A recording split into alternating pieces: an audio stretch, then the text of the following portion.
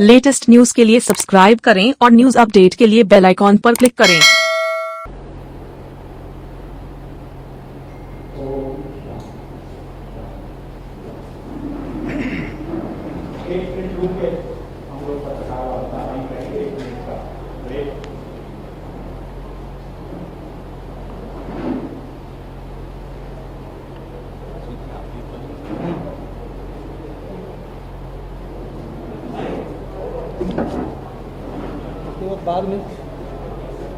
बाद में लोग बोलेंगे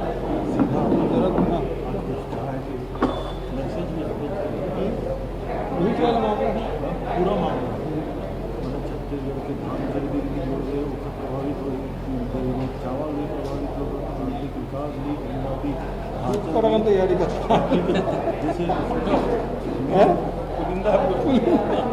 मेन जैसे आप नोटबंदी और जीएसटी नोटबंदी में पूरा जो ग्रामीण अर्थव्यवस्था नौकरीदारी के तक के नोट निकाल दिया जीएसटी उद्योग है और इससे पूरा कृषि का ढांचा चल रहा है और गुलामी बिल्कुल ईस्ट इंडिया कंपनी सब लोग बहुत दिनों बाद आप लोगों से मुलाकात हो रही है। अरे करुणा माता पहले मना लो ना, मैं रोज आ जाऊँ रोज मिल लूँ। ये करुणा माता जो है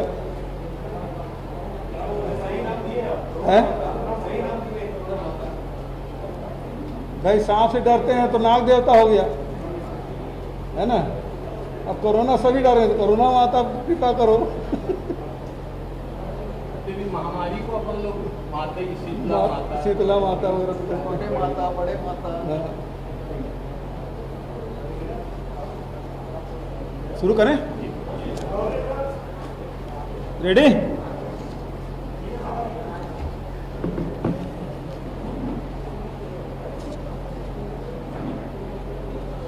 आज के पत्रकार वार्ता में मेरे साथ वरिष्ठ मंत्री आदरणीय रविंद्र चौबे जी, आदरणीय मोहम्मद अकबर जी, भाई शिव डहरिया जी, भाई शैलेश जी, भाई रामगोपाल जी, भाई गिरीश जी उपस्थित हैं। आप सबका इस पत्रकार वार्ता में स्वागत है। इसके पहले वरिष्ठ पत्रकार आदरणीय मोहन राव जी को हम सब ने श्रद्धांजलि दी। उनके योगदान को पत्रकारिता जगत में कभी भुलाया नहीं जा सकता। उनके साथ हम सबके अनुभव हैं। एक अपूर्णीय क्षति हुई है पत्रकार जगत को भी और व्यक्तिगत रूप से भी हम लोगों के पारिवारिक संबंध थे, इसलिए मैं उन्हें श्रद्धा सुमन अर्पित करता हूँ। आदरणीय साथियों, आज जो पत्रकार वार्ता बुलाई गई है बहुत महत्वपूर्ण विषय है और आज के पत्रकार वार्ता के 3 प्रमुख बिंदु। पहला, जो केंद्र सरकार ने कृषि पे 3 कानून लाए, विधेयक लाए। पहला। दूसरा, श्रम कानून में परिवर्तन किया। तीसरा, शांता कुमार की रिपोर्ट। 3 प्रमुख बिंदुओं पे आप सबसे चर्चा मैं करना चाहता हूँ। पहली बात यह है, जो बिल लाए गए वो भारत सरकार के अधीन ही नहीं है। जो अनुच्छेद 246 में लगी हुई 7वीं अनुसूची, उसमें लोकसभा को, सांसद को भी और विधानमंडल को भी कानून बनाने का अधिकार है, जिसमें संघीय ढांचे की जो व्यवस्था है उसमें 97 जो प्रविष्टि है उसमें केंद्र सरकार कानून बना सकती है। दूसरे जो 66 विषय है उसमें राज्य विधानमंडल कानून बना सकते हैं।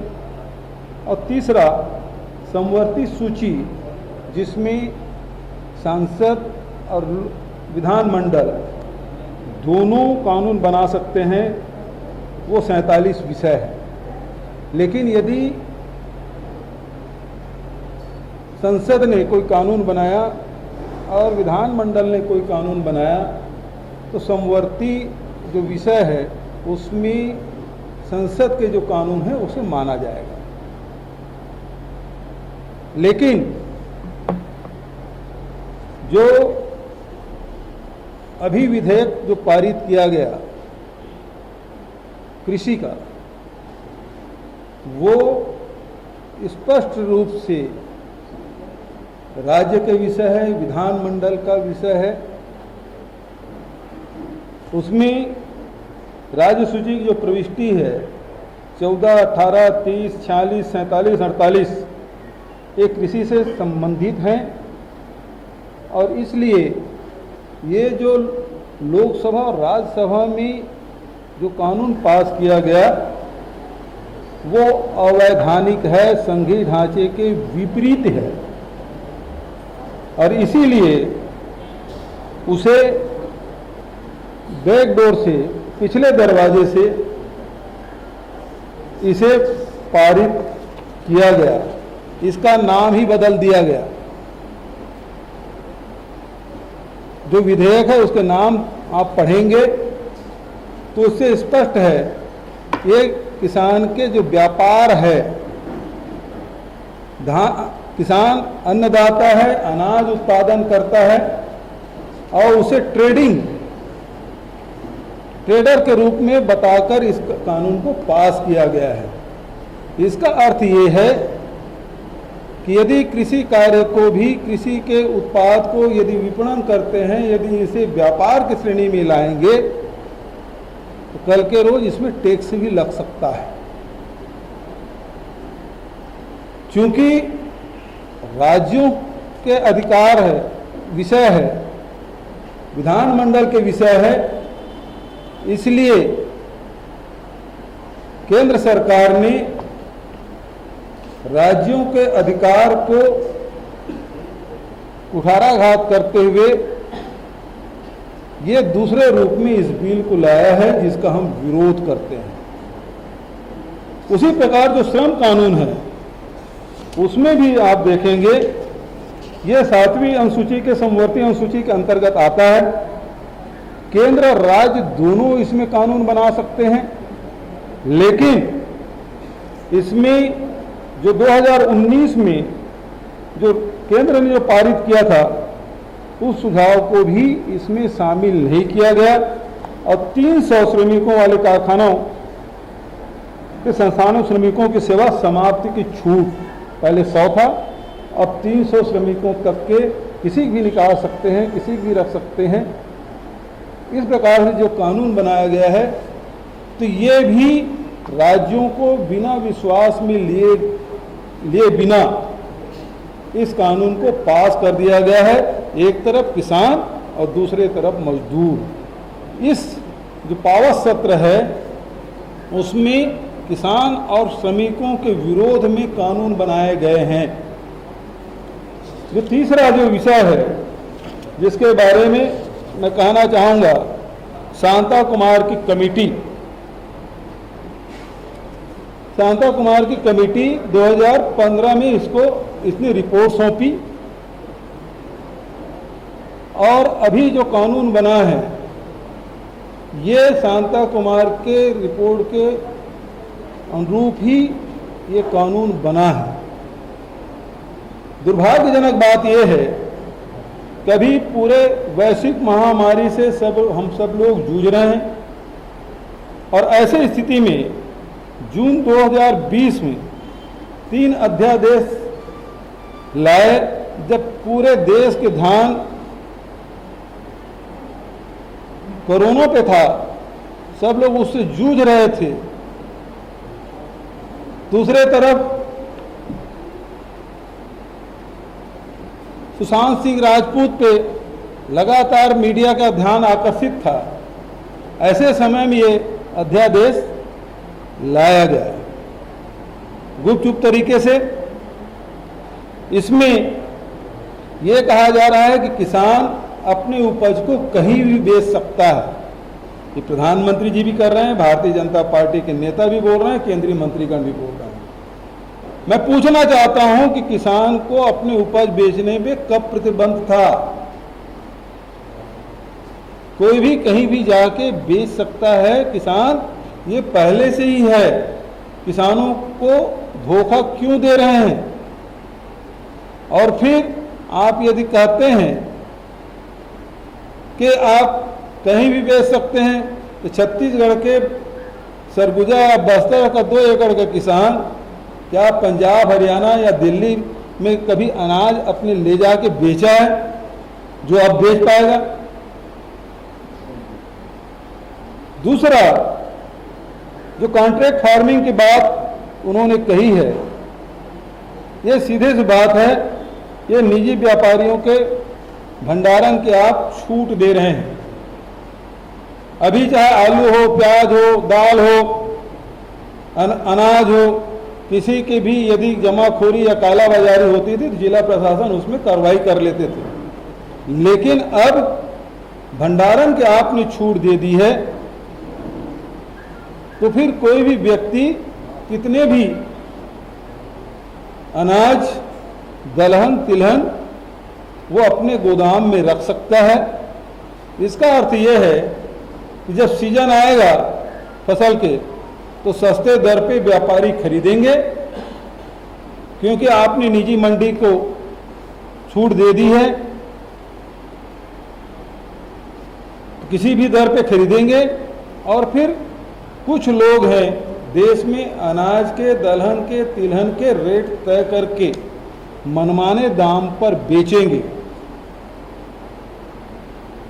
एक तरफ निजी मंडी आप लाकर जो राज्यों की जो मंडी है उसे समाप्त करना चाहते हैं, जबकि मंडी अधिनियम भी अलग अलग राज्यों के अलग अलग हैं, क्योंकि अलग अलग वस्तु के उत्पादन, अलग अलग अनाज के उत्पादन होते हैं। महाराष्ट्र में कपास का उत्पादन होता है तो छत्तीसगढ़ में तो नहीं होता। कहीं आंध्र प्रदेश में मिर्च का उत्पादन होता है तो मध्य प्रदेश में नहीं होता। मध्य प्रदेश में सोयाबीन का उत्पादन होता है तो उड़ीसा में नहीं होता। किसी जगह धान का उत्पादन होता है, किसी जगह गेहूं का होता है, किसी ज्वार का होता है, किसी बाजरे का होता है। तो दलहन तिलहन के भी अलग अलग जगह उत्पादन होते हैं। ऐसे में अलग अलग राज्यों के या अलग अलग राज्यों के अलग अलग जिलों में अलग अलग मंडियां हैं, और वो पारंपरिक लगातार उसमें सुधार किया गया। और आज उसमें जो व्यापारी है वो मंडी शुल्क कटाते हैं, मंडी के लाइसेंस लेते हैं, वही लोग बोली लगा सकते हैं। और यदि कोई किसान या व्यापारी के बीच में कोई विवाद हो तो मंडी अधिनियम के तहत जो मंडी सचिव है वो फाइनल अथॉरिटी है, और 5 दिन के भीतर में उसके फैसला कर देते हैं। और अभी 1 दिन में ही आपको चुकारा करने का प्रावधान किया गया है। लेकिन अब जो व्यवस्था की गई है वो 3 दिन में आपका पेमेंट करेंगे। यदि 3 दिन में कोई विवाद होता है तो एसडीएम एक पैनल बनाएगा, वो सुनवाई करेगा, और उसके बाद फैसला होगा। वो 7 दिन 15 दिन अलग अलग उसमें समयावधि दिया गया है। इसका मतलब ये है कि कोई व्यापारी यदि कहीं गड़बड़ी कर ले मंडी के बाहर, क्योंकि मंडी के बाहर में पेन नंबर के आधार पर कोई भी आदमी क्रय विक्रय कर सकता है। आपको मंडी लाइसेंस की जरूरत नहीं है, इसलिए राज्य सरकार के पकड़ के बाहर ही होगा। तो इससे यदि छोटा किसान है या बड़ा भी किसान है, वो कहां तक लड़ाई लड़ सकते हैं। ये मंडी अधिनियम और मंडी है वो व्यापारी न केवल वहाँ किसानों को, बल्कि वहाँ के तौलैया, हमाल, वहाँ के अड़तिया, सबको संरक्षण प्रदान करती रही है, जो अब समाप्त हो जाएगा। तीसरा, कॉन्ट्रैक्ट फार्मिंग में ये हो सकता है कहीं जहाँ फल और सब्जी का उत्पादन हो वहाँ ये फायदेमंद हो सकता है, लेकिन जहाँ अनाज उत्पादन हो रहा है जिन राज्यों में कॉन्ट्रैक्ट फार्मिंग बिल्कुल ही व्यवहारिक नहीं है। और यदि इसे लागू किया जाएगा तो आज हम सब ने देखा है कि किस प्रकार से प्राइवेट कंपनियां बीमा कराए, किसानों को कोई फायदा नहीं हुआ या सीमित फायदा हुआ, जबकि सर्वाधिक फायदा केवल जो बीमा कंपनी वाले हैं उसी को हुआ है। और अब इसमें कॉन्ट्रैक्ट फार्मिंग में भी शर्तें इस प्रकार से होगी, आप जब बीमा कराते हैं तो इतने कानून रहते हैं कि पढ़े लिखे लोग भी पूरा नहीं पढ़ते, लेकिन जब विवाद होता है तो उसी कानून के तहत निराकरण होता है और हम सब उसमें फंस जाते हैं। तो जो अनपढ़ किसान हैं, जो कम पढ़े लिखे किसान हैं, जो इस सब कानूनी पेचीदगियों को नहीं समझते, वो किस प्रकार से कानूनी लड़ाई लड़ पाएंगे। तो ये कॉन्ट्रैक्ट फार्मिंग का है। और तीसरा जो पीडीएस की बात कही गई है, पीडीएस में भी आप उसे समाप्त करने जा रहे हैं। जो शांता कुमार की जो कमेटी है उसे मैं थोड़ा सा पढ़ के जो उनके अनुशंसाएं हैं, प्रमुख अनुशंसा, उसे मैं थोड़ा सा सुनाना चाहूँगा, जो कि जिसे आप सब इसकी विवेचना करेंगे। देश के मात्र 6% किसान ही न्यूनतम समर्थन मूल्य पर अपनी शासकीय एजेंसियों से विक्रय कर पाते हैं। किसानों के एमएसपी की जानकारी नहीं रहती और इसे उत्तर पश्चिम राज्यों के बड़े किसान मात्र ही एमएसपी का लाभ उठा पाते हैं, जो कि सरासर झूठ है। छत्तीसगढ़ में 19 लाख किसानों ने धान बेचा, 20 लाख किसानों ने रजिस्ट्रेशन किया। इसका मतलब 85 से 90% किसानों को एमएसपी का लाभ मिला है। छत्तीसगढ़ में न केवल एमएसपी का लाभ मिला है, बल्कि उसके अतिरिक्त राशि भी 2500 रुपये क्विंटल में हमने धान खरीदा था पिछले वर्ष, और इस साल राजीव गांधी किसान न्याय योजना के तहत 10,000 रुपये प्रति एकड़ दिया। दूसरी बात वो कहते हैं कि पीडीएस का 40 से 60% अनाज हितग्राहियों को न मिलकर ब्लैक मार्केटिंग में जाता है। छत्तीसगढ़ में जो 66 लाख राशन कार्ड बने हैं वो आधार कार्ड से लिंक है, और 98% जो राशन कार्ड है वो आधार कार्ड से लिंक है, और उसमें से 98% लोग जाकर जो शासकीय उचित मूल्य की दुकान है उससे जाके वो अनाज उठाते हैं। तो ये जो कह रहे हैं कि 40 से 60% जो अनाज है वो ब्लैक मार्केटिंग हो जाता है, बिल्कुल सरासर गलत है। दूसरी बात वो कह रहे हैं कि एफसीआई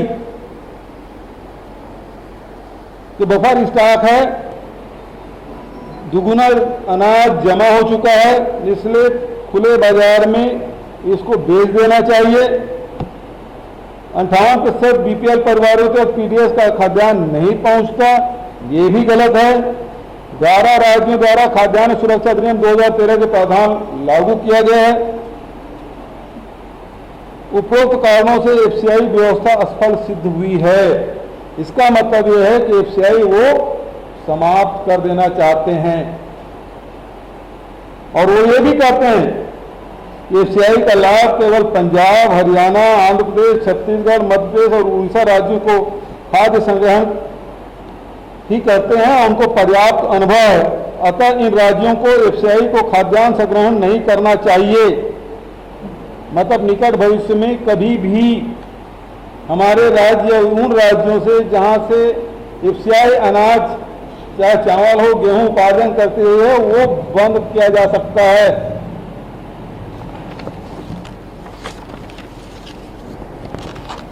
खाद्यान्न संग्रहण में निजी क्षेत्र की भूमिका बढ़ाई जानी चाहिए, जिसे एमएसपी से बाजार में कम दाम मिलता है उन किसानों को अंतर की राशि भरपाई करना चाहिए। इसका मतलब ये है कि एमएसपी अब बंद कर देंगे।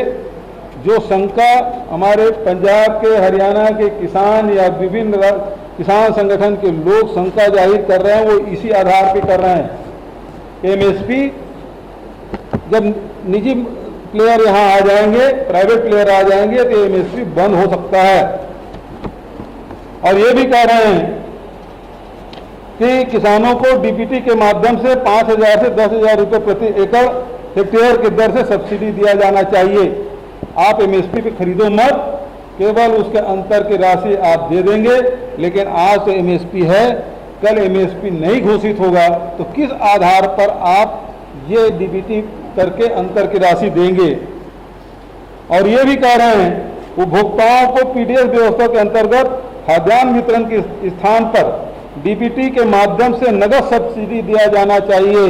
अब जो गरीबों को जो चावल मिल रहा है, छत्तीसगढ़ में हमारे 66 लाख परिवारों को जो चावल मिल रहा है वो चावल देना बंद कर दिया जाए। ये अनुशंसा शांता कुमार की रिपोर्ट में दी गई है और उसके बदले वो 500 और 700 रुपया, अंत्योदय परिवार को 700 रुपया और प्राथमिक परिवारों को 500 रुपये प्रति माह नगद दे दिया जाए और बचत व अनाज बाहर में खरीदे। हम तो 500 रुपया दे रहे हैं, हम तो 700 रुपया दे रहे हैं, आप उसे चाहे चावल खरीदें, चाहे गेहूं खरीदें या काजू किशमिश खरीदें, लेकिन अनाज पहुंचाने की जिम्मेदारी अब सरकार की नहीं होगी। ये इसलिए एफसीआई भी बंद करना चाहते हैं, एमएसपी भी बंद करना चाहते हैं और ये भी कहते हैं कि 67% आबादी को खाद्यान्न सुरक्षा लाभ मिल रहा है, उसे कम किया जाना चाहिए, केवल 40% को किया जाए। ये उनकी सिफारिशें हैं। और साथ ही वो ये भी सिफारिश कर रहे हैं कि जो राज्य बोनस दे रहे हैं वहां से अनाज बिल्कुल ना खरीदी जाए। जो 2014 में नरेंद्र मोदी की सरकार ने यह आदेश जारी किया था, जिन राज्यों जो राज्य बोनस दे रहे हैं उसका चावल नहीं खरीदेंगे और उसी को हमको भी बाध्य किया गया और हम लोग भी फिर राजीव गांधी किसान न्याय योजना के माध्यम से किसानों को राशि दे पा रहे हैं। ये और भी बहुत सारे इसके अनुशंसाएं हैं जो किसान विरोधी है, गरीब विरोधी है और केवल कॉर्पोरेट हाउस को मदद करना चाहते हैं। जहां तक एमएसपी की बात है, नरेंद्र मोदी जी ने किसानों से वादा किया था हम स्वामीनाथन कमेटी रिपोर्ट लागू करेंगे और कृषि लागत से 1.5 गुना उसके समर्थन मूल्य में वृद्धि होगी। अनुशंसा क्या है स्वामीनाथन की रिपोर्ट के? Input cost plus family labour plus rent of land, इसको C2 भी कहते हैं। लेकिन भारत सरकार जो अभी एमएसपी तय करती है वो इनपुट कास्ट और फैमिली लेबर। अब सवाल ये है, इन्होंने कहा था हमारे पहली मांग है कि स्वामीनाथन रिपोर्ट आप लागू करेंगे। मैं तो सवाल पूछना चाहता हूं भारतीय जनता पार्टी के नेताओं से। रमन सिंह जी कल फिर से राष्ट्रीय उपाध्यक्ष बने हैं, उनको बधाई देते हुए मैं उन्हीं से सवाल पूछ लेता हूं, क्या आपने नहीं कहा था स्वामीनाथन कमेटी की रिपोर्ट लागू करेंगे? आप उसकी समर्थन करते हैं या विरोध करते हैं? दूसरा सवाल, 2016 में आपने घोषणा किया था कि हम किसानों के आय दुगुनी कर देंगे, लेकिन जिस प्रकार से एमएसपी आपने बढ़ाया है वो किसानों के आय में केवल 4 या 5% की वृद्धि हो रही है। तो इसका अर्थ ये है कि आय 2016 से 2022 के बीच में प्रतिवर्ष 12% होना चाहिए था, जो केवल 5% है। तो ये जो 4 वर्षों में जो वृद्धि हुई है वो आंकड़े आपके सामने 15 से 20% उसके आय में वृद्धि हुई है। तो दुगुना कब करेंगे? क्या अब जो बचे समय है उसमें एमएसपी में वृद्धि करके उसमें खरीदी करके आप आय दुगुना करने के पक्ष में हैं या नहीं? तीसरा, 2014 में केंद्र सरकार ने किसानों के कृषि उपज पर बोनस प्रतिबंध लगा दिया था, उसके पक्ष में है या विरोध में है? यूपीए सरकार ने जो 2004 से लेकर 2010 तक जो एमएसपी में वृद्धि की क्या उसके तुलना में 2014 से लेकर 2020 में एमएसपी में आपने कमी की नहीं? क्या इसे आप सही मानते हैं? ये 5-6 सवाल मैं उनसे करना चाहता हूं। और साथ ही ये जो बैकडोर से कानून बनाया है, कृषक उपज व्यापार एवं वाणिज्यिक संवर्धन एवं सरलीकरण, क्या ये विधेयक बैकडोर एंट्री नहीं है? तो ये सब चीजें हैं जिसके बारे में मैं कहना चाहूंगा। ये लोग बहुत नारा लगाते हैं, कभी ये कहते हैं 1 नेशन 1 टैक्स, कभी कहते हैं 1 नेशन 1 मार्केट, एक राष्ट्र एक बाजार।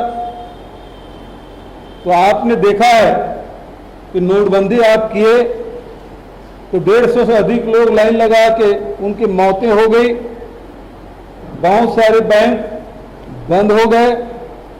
दूसरा आपने कहा था जीएसटी 1 नेशन 1 टैक्स, और उससे हुआ ये कि बहुत सारे व्यापारिक संगठन है वो दिवालिया हो गए।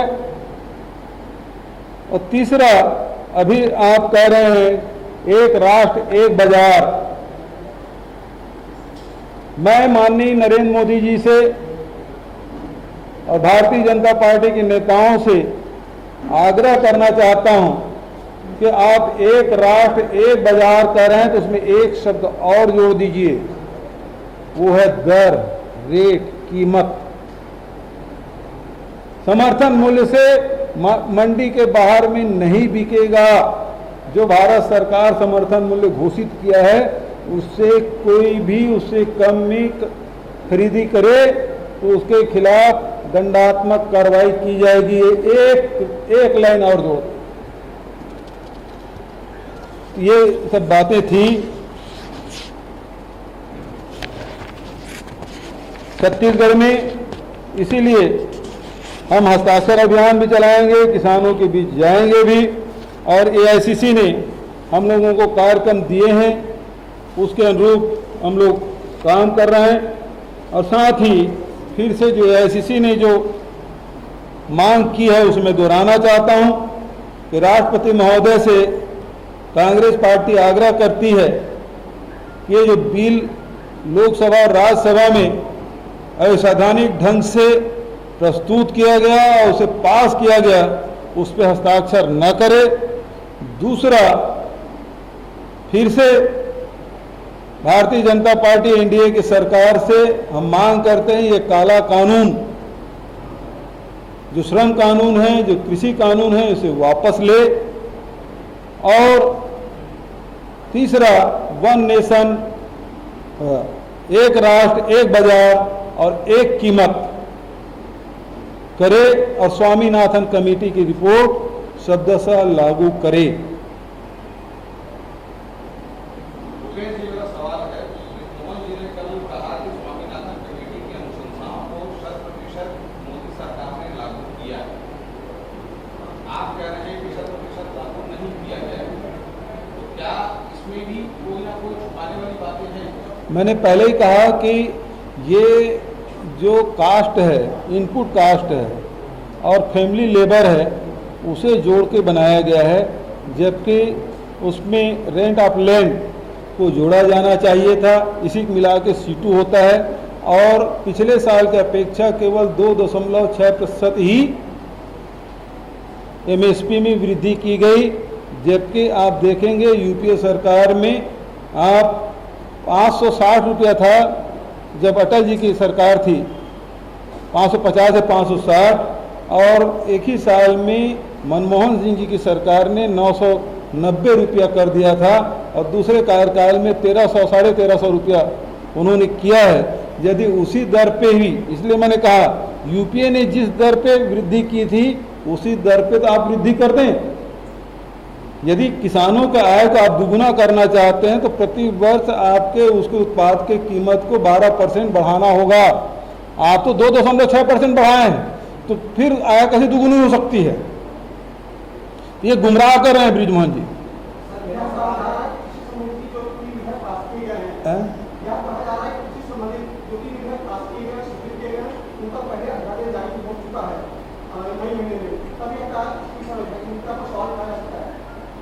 क्यों नहीं हो सकता? ये अध्यादेश ही गलत था। और जब पूरा देश कोरोना से जूझ रहा था, जब कोरोना से जूझ रहा था, तब ये असंवैधानिक विधेयक पारित लागू करने की आवश्यकता नहीं थी। ये किसानों के साथ धोखा है, किसान संगठनों के साथ धोखा है। राज्य सरकार और केंद्र सरकार के बीच में जो संघीय व्यवस्था है उस पर यह कुठाराघात है। ये संविधान के साथ सीधा सीधा ये छेड़छाड़ है। एक करके अजी अजी ये सीधा सीधा किसान विरोधी है। जैसे अभी ये लोग कहते हैं ना, कांग्रेस ने क्या किया 70 साल में, लेकिन अभी वो क्या कर रहे हैं? अभी वो हवाई अड्डा बेच रहे हैं, अभी वो रेलवे स्टेशन बेच रहे हैं। अब हवाई अड्डा बेच दिए, रेलवे स्टेशन बेच दिए, अब निगाह है वो किसानों पर है, किसानों की जमीन पर है। ये अपने औद्योगिक घराने के मित्रों को रेलवे स्टेशन और हवाई अड्डे के साथ साथ किसानों की जमीन को भी सौंप देना चाहते हैं। उसको किसानों को उसके खेत में मजदूर बना देना चाहते हैं। एक मिनट,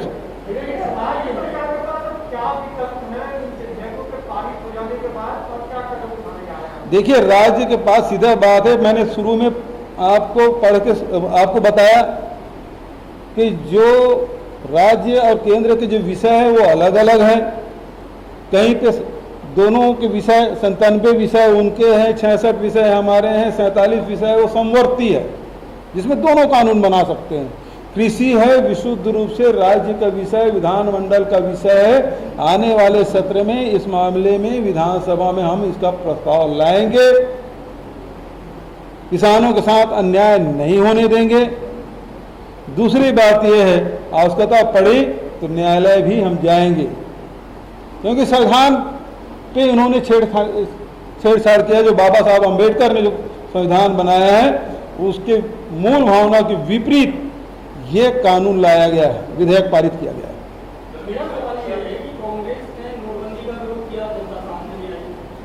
जीएसटी का कांग्रेस ने नुकसान बताया, जनता सामने नहीं आई। तीसरी बार किसानों के ऊपर जो कानून बने हैं उसको लेकर कांग्रेस मैदान में, लेकिन जनता को इतना समर्थन नहीं दिया। देखिए, जहां तक के नोटबंदी और जीएसटी की बात है, कांग्रेस आंदोलन की, लेकिन आपने देखा 2019 के जो लोकसभा चुनाव हुए, भारतीय जनता पार्टी के एक बड़े नेता की बात छोड़ दीजिए, एक कार्यकर्ता ने भी नोटबंदी या जीएसटी पे वोट मांगा हो। वो राष्ट्रवाद पे, पुलवामा पे, इस पे वोट मांगे हैं, सेना के नाम से वोट मांगे हैं। ये अलग बात है कि 300 किलो आरडीएक्स कौन लेके गया आज तक पता नहीं चला। 40 जवान हमारे शहीद हो गए, उनके हत्यारों को पता नहीं लगा पाई, ये कुर्सी फिर से बैठ गए। लेकिन कांग्रेस पार्टी जनता के हित की लड़ाई, किसानों के, मजदूरों के, आदिवासियों के, नौजवानों की, महिलाओं की लड़ाई लड़ती रहेगी। हम अपनी विचारधारा से नहीं हट सकते।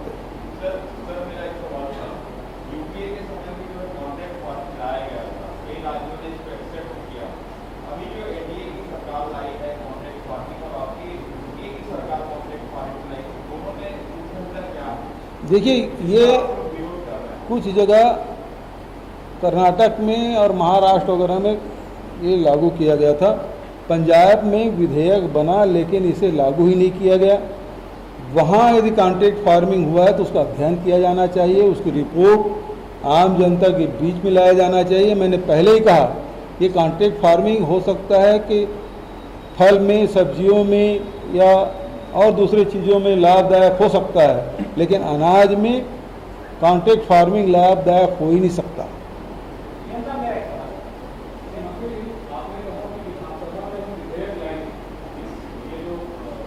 लोकसभा में आने वाली विधानसभा की बात है। आपने पूछा तो मैंने कहा विधानसभा में लाएंगे।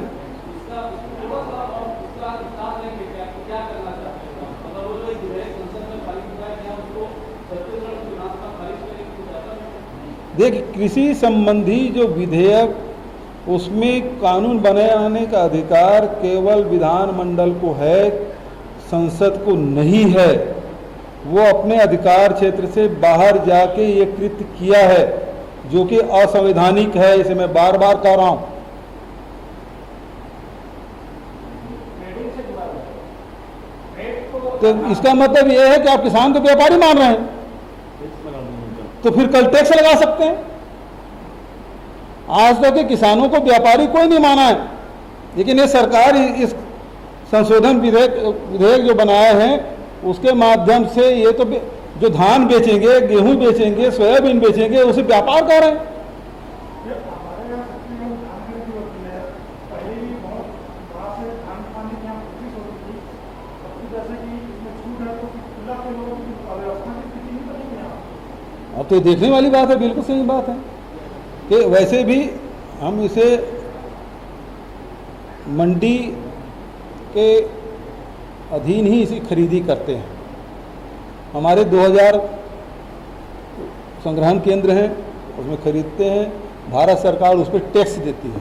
लेकिन अब चूंकि वो नोटिफाई नहीं है, पता नहीं देगी या नहीं देगी। और यदि कहेंगे कि आप बाहर से जो आ रहे हैं उसको खरीदो, तो फिर हमारे किसानों का क्या होगा, ये विचारणीय प्रश्न है। इसमें क्या हो सकता है, इसमें जरूर हम लोगों को चिंतन मनन करना है।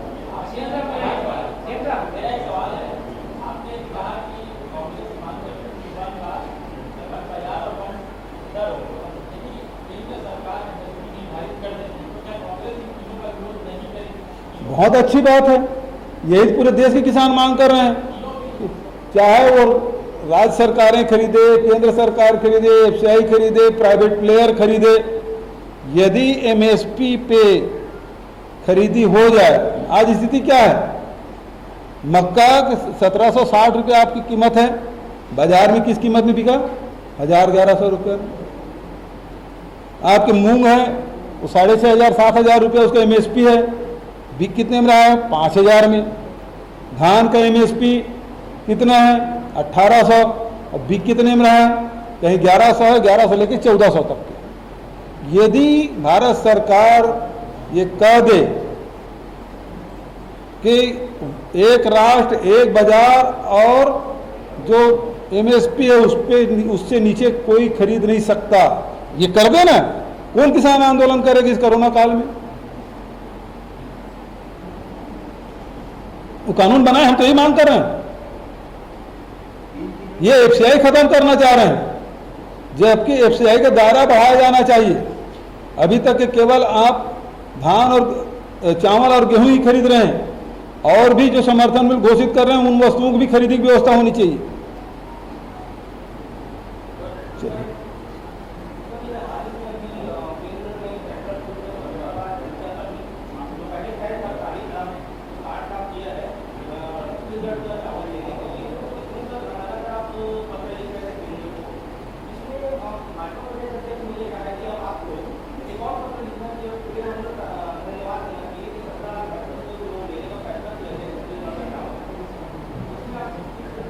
हाँ, जिस दिन पूरा खरीद ले उस दिन धन्यवाद दे देंगे, क्यों नहीं देंगे। अभी तो सूचना ही आई ना, अभी तो खरीदी नहीं किए हैं। और ये सरकार जो विधेयक जिस प्रकार से लाई है, ये एमएसपी कब तक रहेगा और एफसीआई कब तक रहेगा और कब तक खरीदी की व्यवस्था रहेगी, ये भी चिंता है। क्योंकि शांता कुमार के जो रिपोर्ट है, 3 महत्वपूर्ण फैसले, एफसीआई खत्म किया जाना चाहिए, एमएसपी खत्म करके उसके अंतर की राशि दी जाना चाहिए, और तीसरा जो सस्ते दर पे अनाज उपलब्ध करा रहे हैं बीपीएल फैमिली को, गरीब परिवारों को, उसे बंद करके अंतर की राशि दे दिया जाना चाहिए। और कल शिवराज सिंह का भाषण भी सुन रहा था तो वो भी यही कह रहे थे, सारे सब्सिडी खत्म कर देना चाहिए और नगद राशि उसके खाते में डाल दिया जाना चाहिए। ये क्या सही है, ये सही होगा? ये कॉन्ट्रैक्ट फार्मिंग और मंडी के साथ साथ जो आवश्यक वस्तु अधिनियम है उसको लेकर भी चिंता है, उसके लिए भी कोई तैयारी की जाएगी क्या, उसका कोई विकल्प तैयार किया जाएगा? वो भी कालाबाजारी को और जमाखोरी को बढ़ावा देने वाला एक कानून है। क्योंकि आप देखिए होगा क्या, जो चीज़ें इस साल उत्पादन कम हुआ, उसको वो लोग खरीद लेंगे और उसके बाद फिर अपने हिसाब से दर तय करेंगे। जो प्याज में हो रहा है, जो दाल में हुआ, जो कभी आलू में होता है, और वही सभी चीज़ों पे लागू होगा। ये लोग रेट तय करेंगे और उसमें सरकारें कुछ नहीं कर पाएगी। इससे सबसे ज़्यादा नुकसान उपभोक्ता का होगा। आपके घर की अर्थव्यवस्था बिगड़ने वाली है किचन की आने वाले समय में। क्योंकि अभी नागपुर गया था तो मुझे पता चला कि बड़े उद्योगपति ने 10 लाख मीट्रिक टन का गोडाउन बना लिया है। तो शुरू हो गया है। कानून नहीं किए यहाँ भी गोडाउन जिसके ज़्यादा बनाएंगे या जो है उसको किराया करके ले लेंगे और सारी चीज़ जिसको चाहें वो खरीदेंगे। आप रोक नहीं सकते और फिर अपने वो तय करेंगे कीमत क्या होगी देश में। इसमें राज्य के पास कोई विकल्प बचता है कि ऐसी ये जो इसमें बनने वाली है जिसकी आप मना कर रहे हैं, उसको रोकने के लिए जैसे इलेक्ट्रिक तय है कि इससे कम में नहीं खरीदा जाएगा, वैसे एक रेट ये भी तय होना चाहिए कि इसका अधिक में नहीं बेचा जाएगा। कोई व्यवस्था लागू होनी चाहिए क्या इसमें? भाई आप उत्पाद कोई तय करते हैं तो आप तय करते हैं ना कि ये रिटेल रेट रहेगा, ये थोक वाली कीमत रहेगी, इतना उसको कमीशन मिलेगा, वो तो उनके रहता ही है, उतना ही होना चाहिए।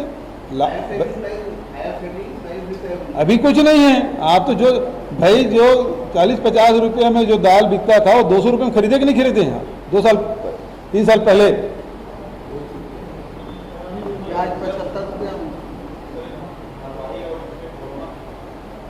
आज इतना रहने देगा, इतना बहुत बड़ा हो गया है आज का तीनों विषय।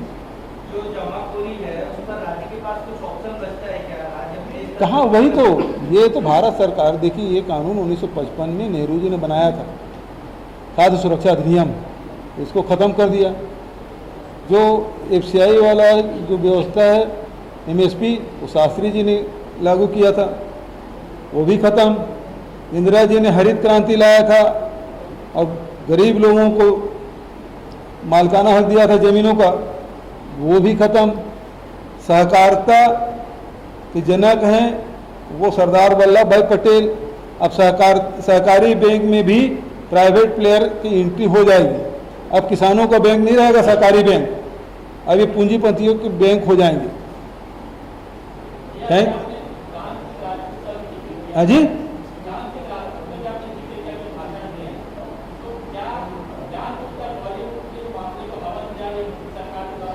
हाँ जी भाई, ये पूरा देश उसी में लगा है। हमारे यहाँ 50 ग्राम गांजा पकड़ लिए, उसके पीछे पूरा देश लगा हुआ है। हमारे यहाँ 10-10 क्विंटल रोज पकड़े जा रहे हैं। पड़ोसी राज्य से आ रहा है कल बागबहरा में एक ट्रक गांजा पकड़ा, उसकी कोई चर्चा नहीं होती। आप ही लोग करो तो ये है 50 ग्राम के चर्चा नेशनल मीडिया करेगी और क्विंटल वाला जो है वो स्टेट जो मीडिया वो करेगी। ये है, देखिए भाई आप, वो जो 50 ग्राम पकड़ने का काम NCP का नहीं है, वो तो थानेदार का है जिसको ये लोग कर रहे हैं।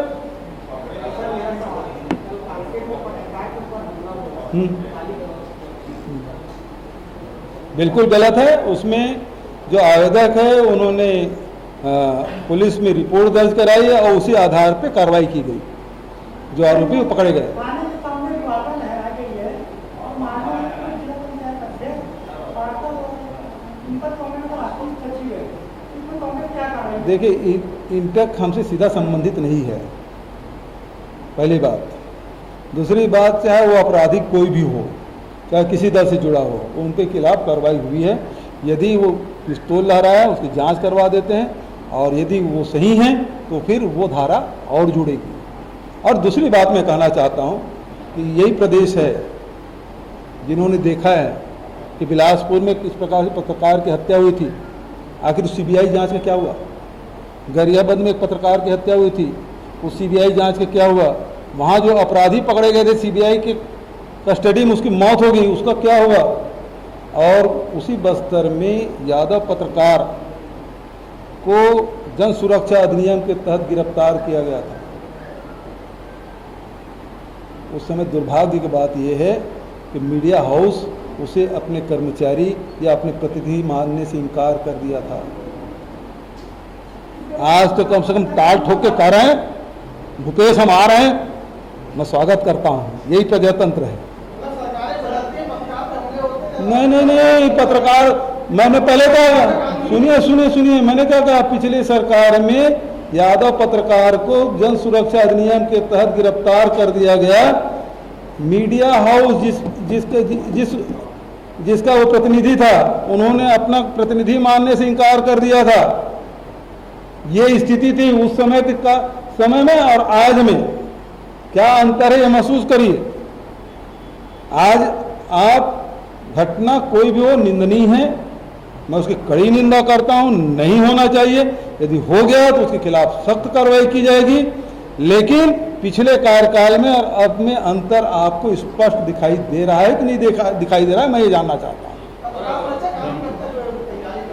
बहुत सारे पत्रकारी लोग बना रहे हैं यार, उसमें जज भी शामिल है। देखिए सुनो, एक मिनट के सुनिए भाई।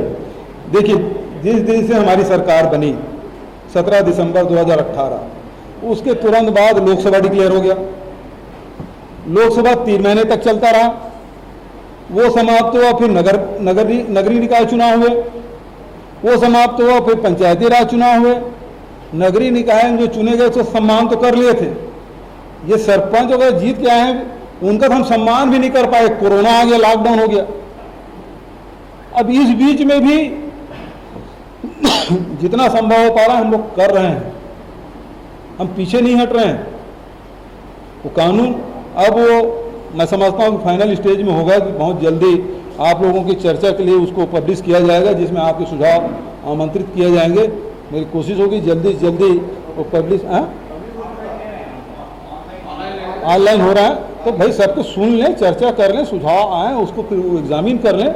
उसके बाद क्योंकि देश में अपने प्रकार से ये पहला ही कानून होगा, तो देख समझ के बनाएं। आप लोगों को सुझाव आमंत्रित हैं।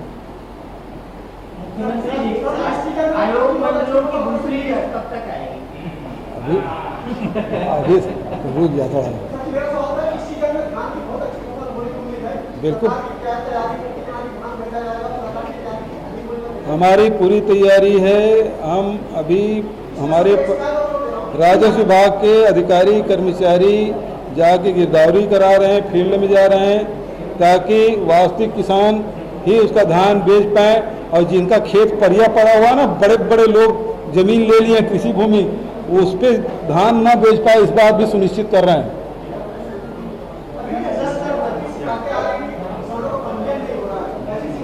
अभी तो चल ही रहा है दादा, अभी तो खुला हुआ है। चलिए बहुत बहुत धन्यवाद, बहुत अच्छा लगा आप लोगों से मिलकर, बहुत दिनों बाद मुलाकात हुई। लेकिन पहले उतर के बैठता था, अभी क्षमा चाहूँगा, उस प्रकार से चर्चा नहीं कर पाऊंगा, उसके लिए क्षमा।